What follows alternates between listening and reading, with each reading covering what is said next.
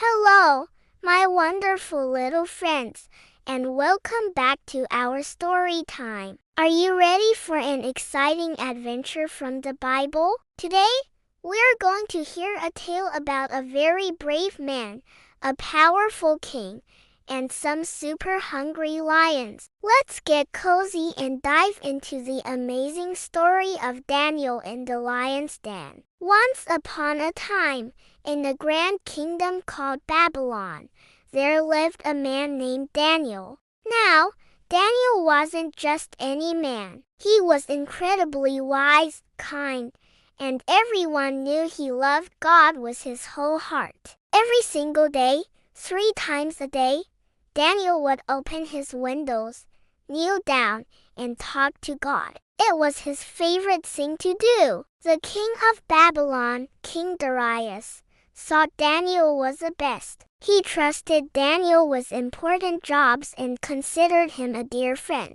But sometimes when someone shines very brightly, others can feel a little bit jealous. And that's exactly what happened. Some other important men in the kingdom didn't like how much the king favored Daniel. They watched him closely, trying to find something he did wrong.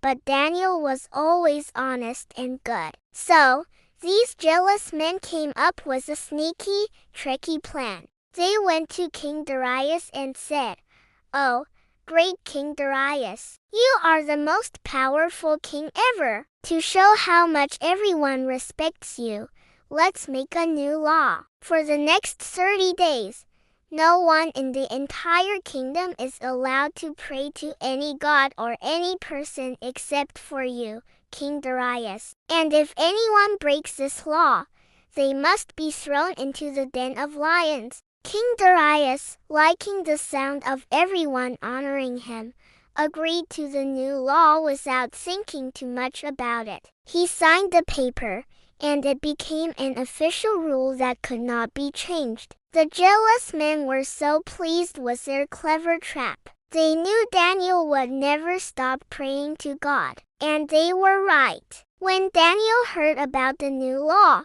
do you think he got scared? Not at all. He knew that his love for God was more important than any silly rule made by men. So, just like every other day, he went to his room, opened his windows toward Jerusalem, and prayed to God, thanking him and asking for his help. Of course, the jealous men were hiding and watching. As soon as they saw Daniel praying, they rushed back to the king. "King Darius," they shouted, "Daniel has disobeyed you. He is praying to his God, not to you. The law says he must be thrown to the lions." When the king heard this, his heart sank. Oh, he was so upset with himself. He had been tricked, and now his friend Daniel was in terrible danger. He spent the whole day trying to find a way to save Daniel,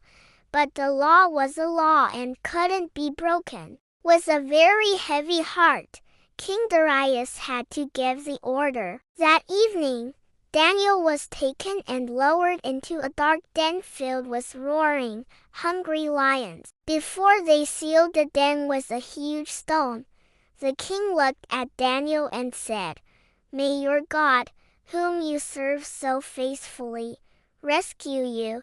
The king went back to his palace, but he was too worried to eat or sleep. He tossed and turned all night, praying that Daniel would be safe. At the very first crack of dawn, the king hurried back to the lion's den. His voice trembled as he called out, "Daniel, servant of the living God, has your God, whom you serve continually, been able to rescue you from the lions?" He held his breath, waiting. And then, from inside the den, a calm and happy voice called back, "O king, live forever. My God sent his angel, and he shut the mouths of the lions. They have not hurt me, because I was found innocent in his sight." King Darius was filled with joy. He commanded his soldiers to lift Daniel out of the den immediately. They checked him all over, and there wasn't a single scratch on him. It was a miracle. Daniel was completely safe because he had trusted in his God. The king was so amazed that he wrote a new letter to everyone in his whole kingdom. He told them that Daniel's God was the one true, living God who performs amazing signs and wonders, and who had rescued Daniel from the power of the lions. And what a wonderful lesson that is for all of us, little adventurers. Just like Daniel, when we trust in God, He is always with us. Even when things seem scary, like being in the den of lions, we can have courage because God promises to protect us and be by our side. He is bigger and stronger than any problem we could ever face. So always remember to talk to Him, trust Him, and love Him with all your heart. Thank you so much for joining me for this incredible story today. I hope it filled your heart with courage and faith. If you enjoyed our Bible adventure, please give this video a big thumbs up. And don't forget to subscribe so you won't miss our next story. We can't wait to see you again. Bye for now.